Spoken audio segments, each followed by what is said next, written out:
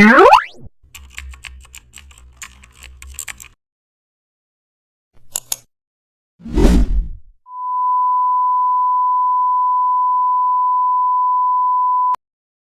back to the channel and don't forget to like, share and subscribe for more updates.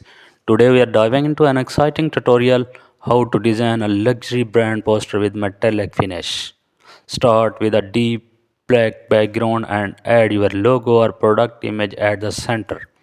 Use gradient overlay black to gold for rich tones and now add your text using a serif font and apply bevel and emboss and also adjust highlights for a polished metal shine.